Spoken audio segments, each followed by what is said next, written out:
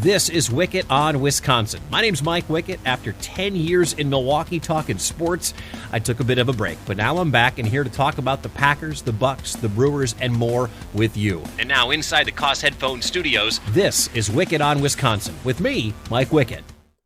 All right, it is time to jump right into Packers and Niners. And the last time I had this guy on, I think we both knew what was going to happen in the NFC title game. We were just, well, one of us was just hoping it would be a lot closer.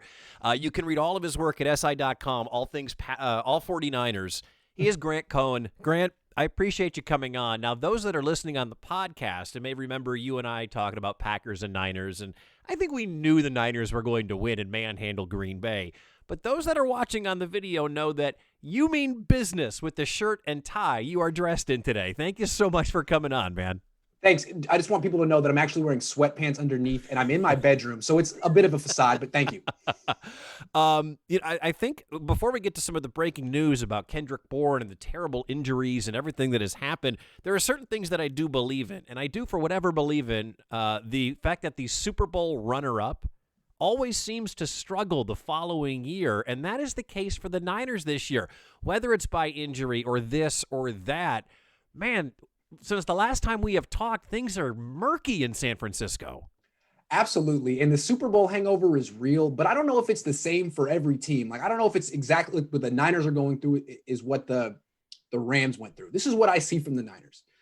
The Niners convinced themselves they were the best team in the league last year.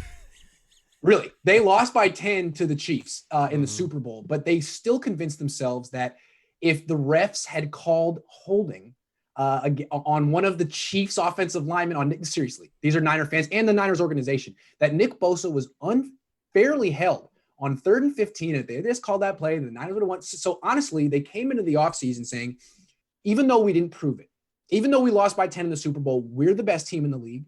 So we're not going to really try to improve. We're going to do what we can to bring the whole crew back, except they lost to Forrest Buckner and Emmanuel Sanders. So bring like a worse version of the same team back that didn't win the Super Bowl and tell yourselves you're going to win the whole thing. And now look at them. You know, a lot of people would say that about the Green Bay Packers. Don't do a lot in the offseason. Bring the whole team back. Second year for Matt LaFleur. One thing, though, the difference between last year's team for San Francisco, from my point of view, and you can speak to this, I'm sure, at length, they were the healthiest team in the NFL last year. And this year, it is the exact opposite. They're the least healthy team I have ever seen in my life. Well, actually, the Niners had a bunch of injuries last year. They're always hurt. Last year, they lost Staley for half the year. They lost Kittle for a couple games, Juszczyk for a couple games, McGlinchey for a couple games, D Ford, Quan Alexander. It's just that for whatever reason, last year, nothing ever slowed down the Niners. The next man up was almost better than the guy before him. But now Jimmy Garoppolo has played terribly even before he got hurt. Like, he was bad week 1. He was bad even going back to the playoffs. So it's like a whole different thing. And I don't know if you can blame it all on injuries. There's still a lot of good backups on the Niners who are playing well, but it seems like a whole different mindset for the team this year. Let's talk about the quarterback before we get to the Kendrick Bourne story, which is just, what COVID is the thing, I guess.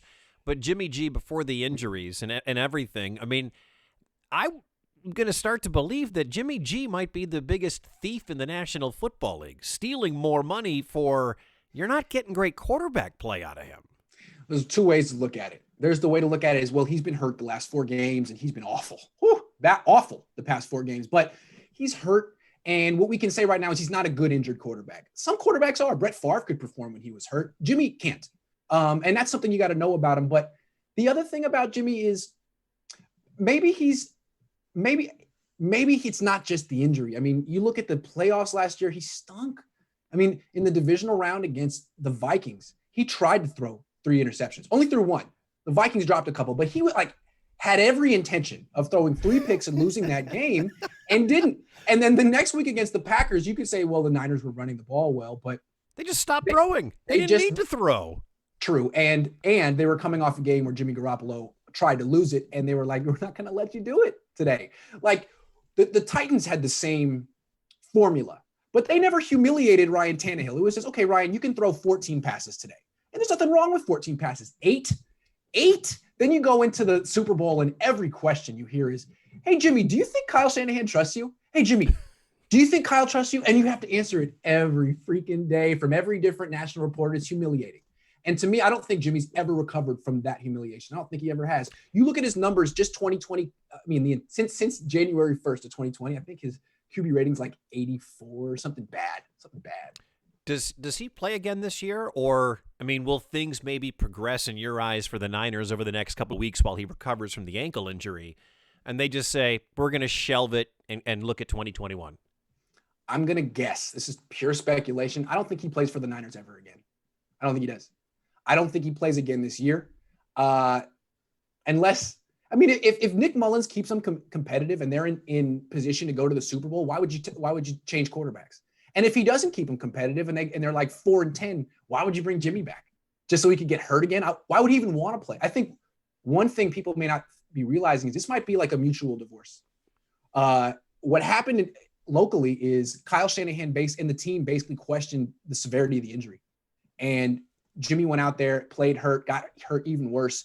I don't know if there's any coming back from that. Jimmy might be like, you questioned my toughness. I gutted it out. I got hurt again. I don't trust you anymore. I don't want to play for you anymore.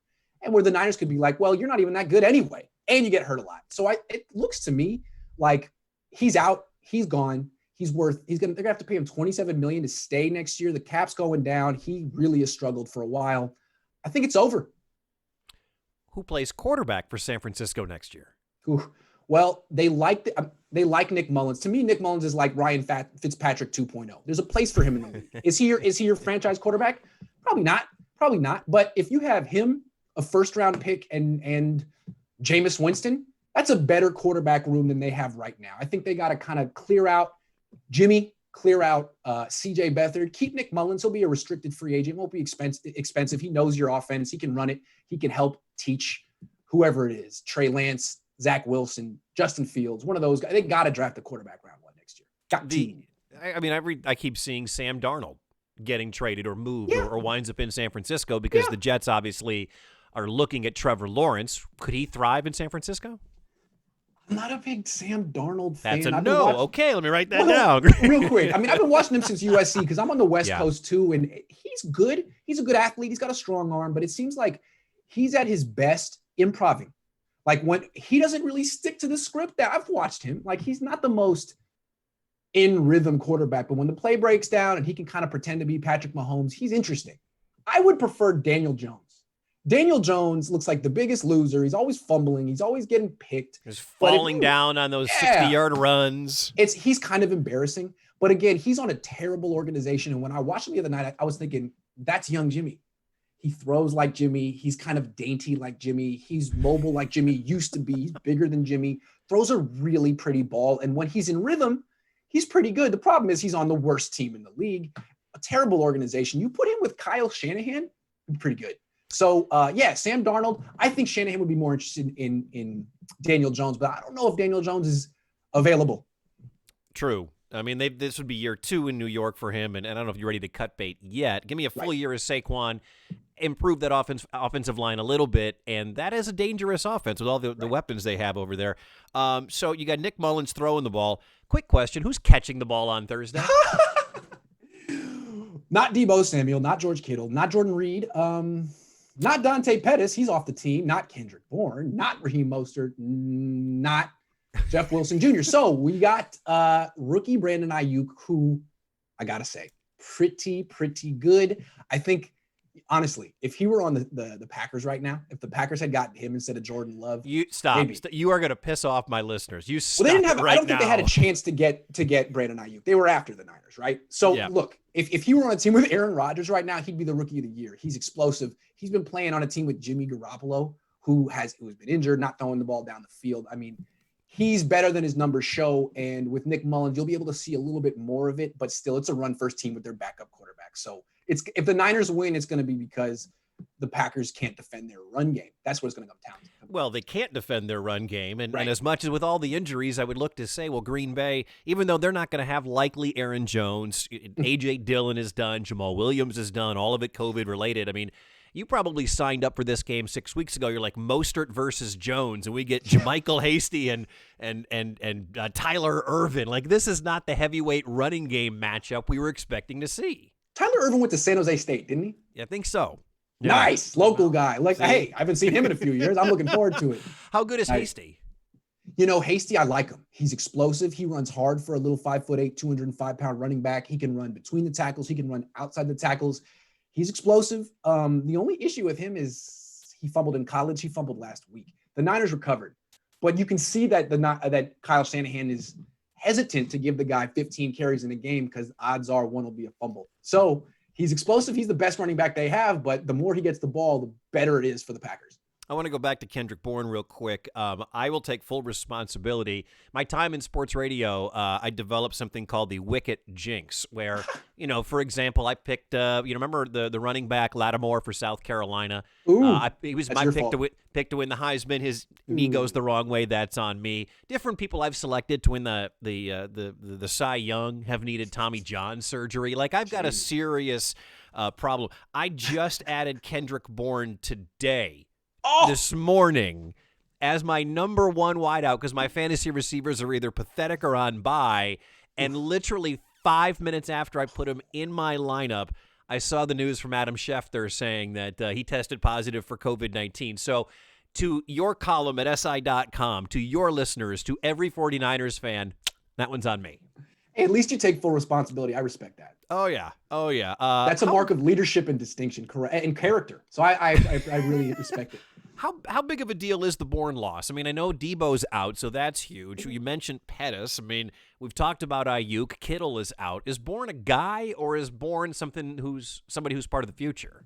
He's a guy, but they could use a guy. I mean, without a guy, they got no guy. So, last week he started for them and had 8 catches for 80 yards on 10 targets.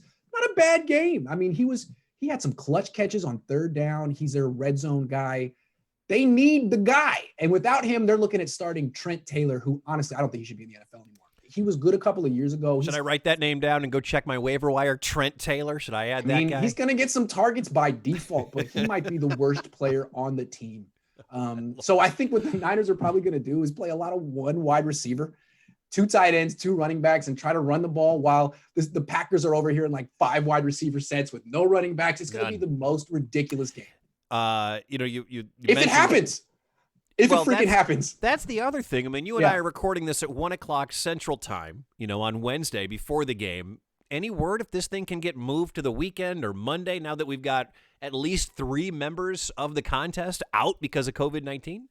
I don't see why it couldn't get moved to Sunday or Monday. It seemed like it probably should get moved to Sunday or Monday. I mean, Thursday football sucks anyway. It's actually worse than that. I mean, it's wrong. It's morally wrong. But I still watch it with anticipation. Yeah. I'd rather watch that than anything else on TV. And although this week I probably will want to watch election results, but I love Thursday night football.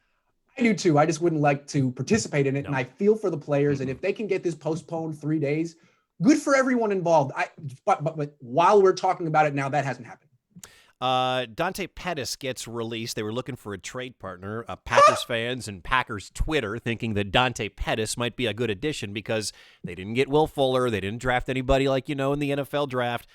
What went wrong with Pettis? Wasn't he a second-round pick a year ago?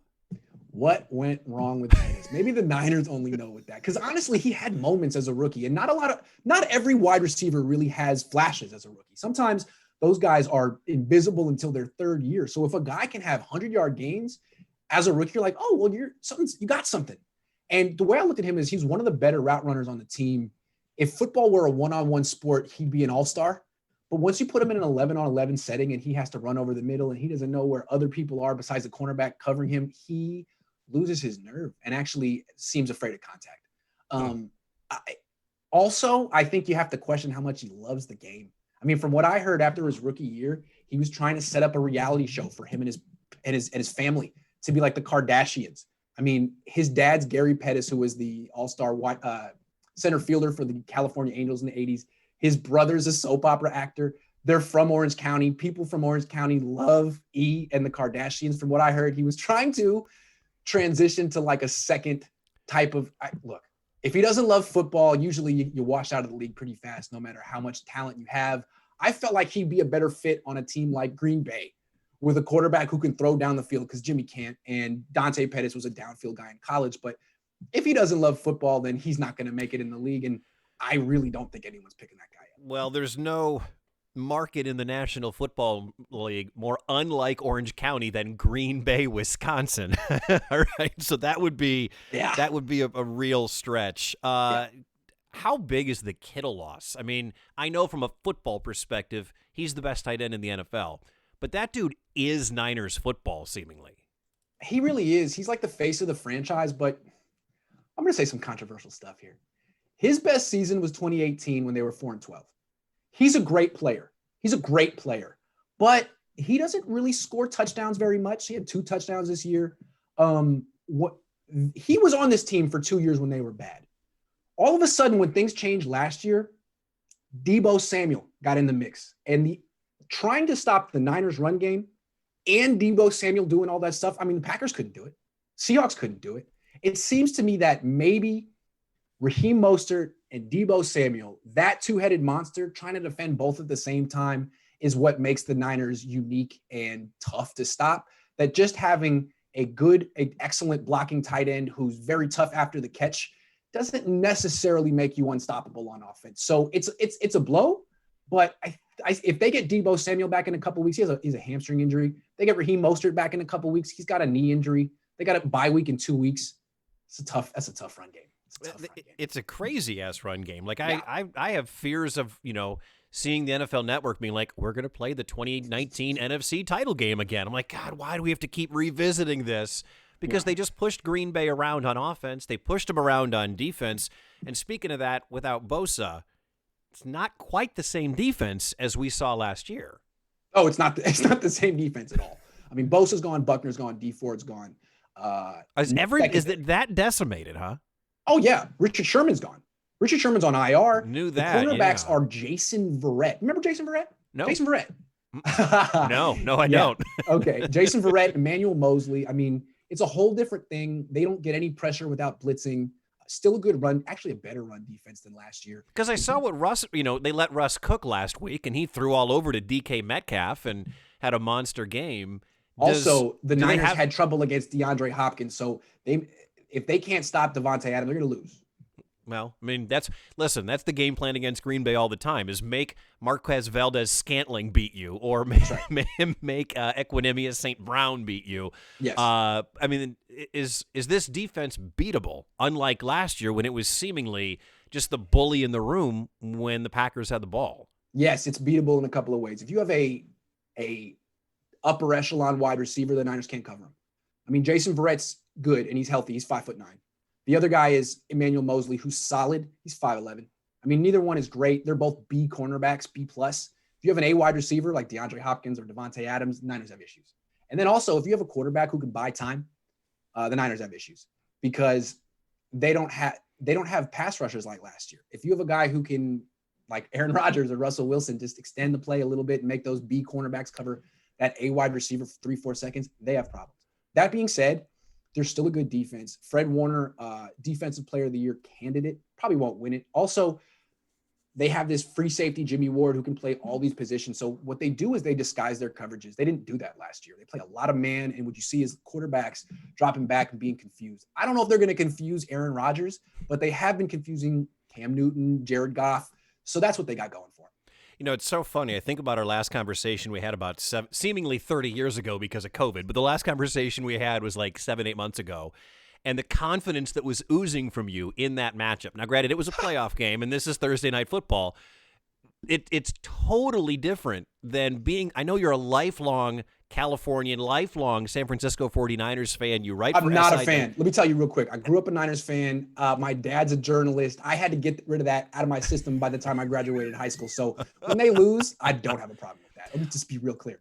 It seems a little different, though, this time. I mean, are you expecting who do you think wins? Is this another trip to California that gets ruined by the 49ers or Chargers? Or do you think Green Bay has a shot to win? Green Bay definitely has a shot to win. It's like it's a coin flip. The way I look at it is it doesn't matter who plays quarterback for the Niners. In fact, not having Jimmy Garoppolo might give them a better chance to win because injured Jimmy is no good.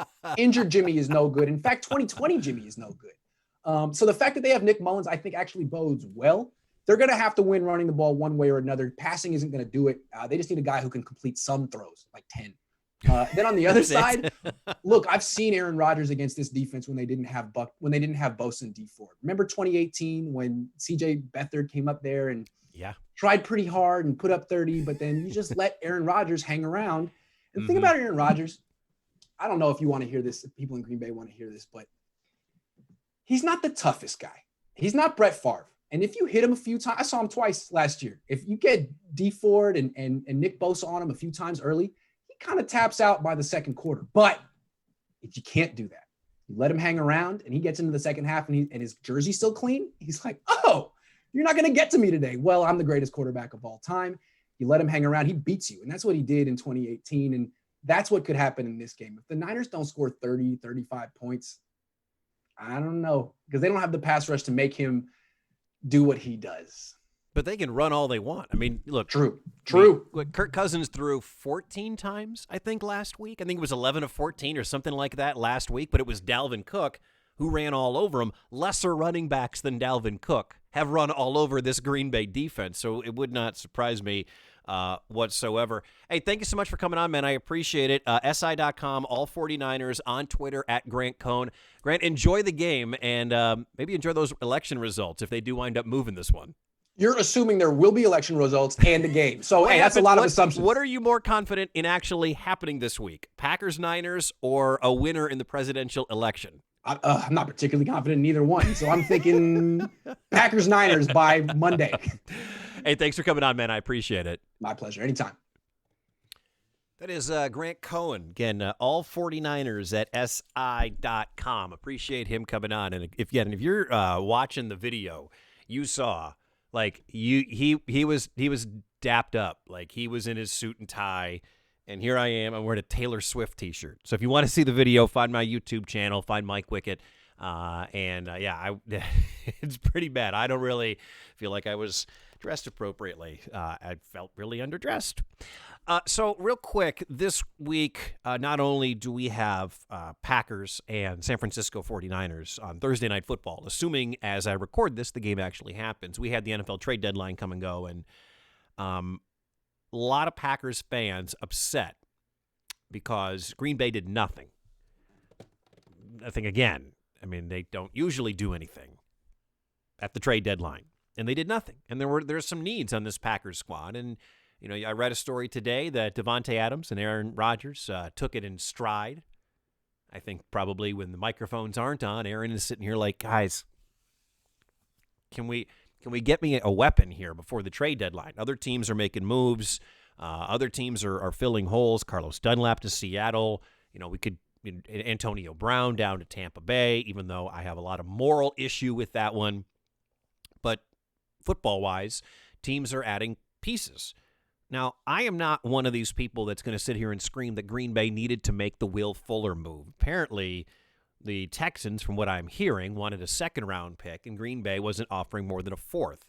And you're saying, well, why not compromise in the middle at a third? And the answer for that is, if Will Fuller walks, the Texans get a compensatory third-round pick. So why settle for anything less than what they're already going to get? Plus, you can get 8 games of Will Fuller, and maybe you negotiate for a long-term deal or whatever, and there was no definite deal in play for Fuller if he were to come to the Green Bay Packers. Plus, you know, with next year and the salary cap being down because of COVID and less money coming in, I don't know if they would have had a long-term plan. They don't have a ton of money free agency-wise, all right? Their cap number is almost maxed out. I mean, after all they spent in the 2019 offseason as opposed to this offseason, they don't have a ton of money.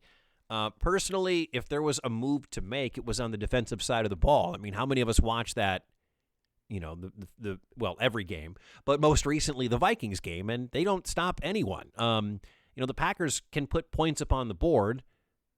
I'm starting really to jump on they needed more offensive help in the offseason. I'll talk about that in a second, but they can score points. They can't stop anybody. I mean, I feel like a skipping record. Every time on the podcast, I talk about the Packers defense, and I talk about DeAndre Swift or Adrian Peterson or Dalvin Cook or whomever. David Johnson even ran well on this team. Todd Gurley ran well on this team. Everybody runs well on this team. And Will Fuller isn't stopping the run. A.J. Green isn't stopping the run. I don't know if they reached out for A.J. Green with Cincinnati. I don't know if they reached out with Houston and said, okay, instead of Will Fuller, what about Kenny Stills or whomever? Those guys are just guys, all right? They have guys. A.J. Green at this point in his career is just a guy. He's not the old A.J. Green. If you wanted a difference maker, all right, I would have listened if they would have said, hey, they reached out and they were offering such and such for Julio Jones. Okay, fine. That guy's a difference maker. I don't think Kenny Stills is a difference maker. Kenny Stills is Valdez-Scantling. Kenny Stills is EQ. That's who these guys are. I know a lot of the offseason conversation, especially on draft night, was get Aaron Rodgers a wide receiver. They acquired a wide receiver who would have been a good number 3 in Devin Funchess, but he opted out because of COVID-19. You can't control that. You didn't know this was going to happen. You didn't know that players are going to be given that option, that opportunity. But it's becoming very clear to me, and I said the night on draft night that I said, okay, if you're Equanimeous St. Brown and you're Marquez Valdez-Scantling and you're Allen Lazard, the Packers just said, we trust in you. You can go back and listen to that podcast. I said, this is what their game plan is. They spent all that draft capital on EQ and MVS, and they acquired Lazard, but we're going with you guys. And to this point, I mean, Lazard was good when Devontae got hurt, but then Lazard had the core muscle surgery. MVS has been a disappointment. EQ dropped 2 balls, 1 in his hand. He has been a disappointment. It would have really been nice for Green Bay to say, we're going to go spend and we're going to bring in a wide receiver at the deadline. Again, I don't necessarily think that's their most glaring weakness, but I don't trust MVS or EQ the rest of the way out. Like, it's Devontae, and I got no problem feed Devontae. Throw the ball to Devontae 25 times a game. I don't care. He's your best playmaker, especially when you have no running backs like they have right now with no Jones, no Jamal Williams, no A.J. Dillon. It's a lot of Sternberger. It's a lot of Tunyon coming up, I'm assuming. And they're going to give MVS every opportunity. They're going to give EQ every opportunity. And if Lazard can come back before the stretch run, it'd be nice to get him a little warmed up. And they're going to give Lazard every opportunity. Devontae and Lazard look a lot better than Devontae and anybody else in that wide receiving core. So I hope you weren't too shocked that Green Bay didn't make a move. It's kind of par for the course. But I wasn't upset that they didn't bring in Will Fuller. To me, it was more of a move they didn't make on the defensive side of the ball that would have made a bigger impact for this squad. And I know what you're going to say, Mike. They had the opportunity to draft Patrick Queen, and they went with Jordan Love. And you're right. You're 100% right. I mean, looking back, Queen would help out this year. The Packers played the long game on draft night. I think they expected Kirksey to stay healthy. That blew up in their face. And on the offense, they expected Funchess to be a part of the offense. And that blew up in their face because he opted out due to COVID-19. I mean, the 2 biggest moves they made, and Rick Wagner's been an okay acquisition. He's filled in when need because of injury on the offensive line. He's been all right and been great and been terrible, whatever. The 2 big moves that the Packers made, Funchess and Kirksey, so far, bust. Funchess, COVID. Kirksey, injured. Now, he might come back in the next week or 2. I don't know his status. We'll find out. But you shouldn't be shocked that Green Bay didn't make a move, right? You shouldn't be surprised by that. I do want to close out the podcast today with a real quick note. And I saw this on Facebook, and it pained me. I woke up one morning last week, and it upset me that when I was working on The Fan in Milwaukee, there was a guy by the name of Mark, and Mark was a big fan of the programs I worked on, whether it was with Doug Russell or it was with Chuck Freeman. He always liked our shows. He was a supporter of the shows, and I appreciate that. And I got to meet Mark at a couple of events, and he would support the toy drive, and we did a bar night and whatever. And I got to meet him. And we would, you probably know him on Twitter at Pelskius11, and Mark and I would go back and forth. He's a big Syracuse fan, a big Packers fan. And Mark and I didn't see eye to eye politically. Just, we would fight on Twitter until eventually I muted Mark. And I just didn't want to hear the stuff that I didn't agree with, or his vitriol and whatever. Mark died last week. And I feel really It feels really important to talk about this, and sports is fun. I worked in sports radio for a long time, and doing this podcast is fun, and it's great to have the National Football League and the NBA and Major League Baseball and college football and whatnot. I feel really, really bad that the last thing I did in Mark's life, a guy who I would consider a friend, a guy who I would consider a fan, and I appreciate that, I muted him. Because I didn't want to hear anything from him. And so not that I had a chance to say goodbye, because something took Mark quick. I don't know all the details. He was battling cancer. He was fighting cancer. From what I have heard, it is not what ended his life. Something else did. But it really ate me up that morning, and I want to talk about it, and I wanted to bring it up, and I wanted to just mention to you, if this is just where we are at right now. Like, I'm far left, and Mark was far right. And we made that very apparent with one another. And I feel like it's a lesson that I've learned. You don't know who's going to be around for a long time. It's a lesson. You don't know who's going to go. You don't know the last time you're going to see your friends or your family or whatever. And life is too short to be evil to one another, to be mean to one another, to be hateful or resentful just because you disagree with somebody politically. And this week is the election, and as I'm recording this, nobody has any idea what's going to happen. But I'm sorry. If Mark is listening to this, if he's downloaded this podcast somewhere up above, or if anybody who knows Mark is listening, I'm sorry, man. I really should not have done that. I should not have let my political differences with you get in the way of us, communicating about the fact that Mark hated shopping carts left in the middle of parking lots, just like I did, or the Green Bay Packers. He loved them just like I do. Or, I would razz Mark about his Syracuse basketball team not being what it once was. And we had fun doing that. So that's your lesson today, is just don't be like me in this case, and let's try to be nicer to each other. And I know we always say that, and with another presidential election and whatever, I feel terrible about it. And I appreciate you listening to that. I appreciate you listening to my podcast here today and watching the video if you're watching it and all that kind of stuff. So that's going to be it for this one. Be good to each other, all right? Yeah, don't lose friends and family over politics. It's just not a good look. It's something I've regretted lately, and I don't know if I'll figure it out, but that's it. Hey, thanks for listening to the podcast. Don't forget to rate and review the podcast so I can grow it. This has been Wickett on Wisconsin with me, Mike Wickett. Until next time, we'll have an instant reaction. I'll have an almost instant reaction because I'm not going to be awake much after the game on Thursday. I stay home with 3 babies, and I need to sleep, but I'll have one for you on Friday. So until next time, my name's Mike Wickett. Thanks for checking out the podcast. As always, go Pack, go Bucks, and go Brewers. Thanks for listening to Wickett on Wisconsin. If you have any feedback or you want to reach out to the show, you can find me on Facebook, Mike Wickett Podcasts, or you can email MikeWickettPodcasts@gmail.com. And you can find me on Instagram and Twitter @Mike Wickett. Thanks to Silverman Sound Studios for providing the music for today's show. And you can find us anywhere you find your podcasts, including Apple, Spotify, and Google Podcasts. Until next week, thanks for listening to Wickett on Wisconsin.